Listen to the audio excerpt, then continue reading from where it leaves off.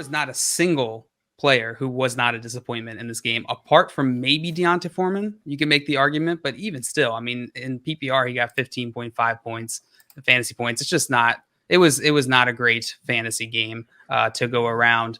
So why don't we stick here on the Tennessee side of this? Deontay Foreman, I think Josh brought him up earlier. He had the most carries in this game, 22 carries, 108 yards, 2 receptions on 3 targets for 27 yards. And Dontrell Hilliard had 9 carries for 49 yards, 4 receptions on 6 targets for 10 yards. What is Deontay Foreman's value in Dynasty going forward? What do you guys think? Does he fade back into irrelevance with Derrick Henry coming back? I 100% think he does. If you remember, Deontay Foreman was like kind of a darling before he tore his Achilles, I believe it was a couple of years ago, and he's come back with the Texans. Sorry, continue, Sam. I don't think he has any like long-standing dynasty value. He's got value in dynasty in the sense that he'll help you win a title this year.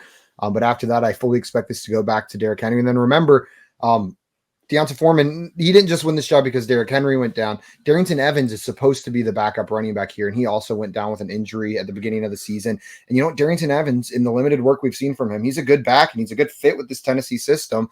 I expect Deontay Foreman to be behind both of those guys, not just behind Derrick Henry going into next season. How you feel about him, Josh?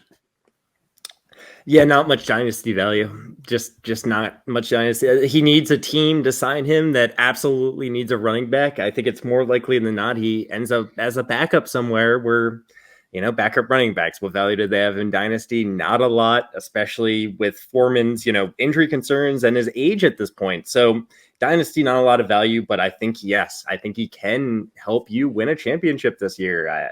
22 carries. He's probably going to be starting in most lineups going into next week.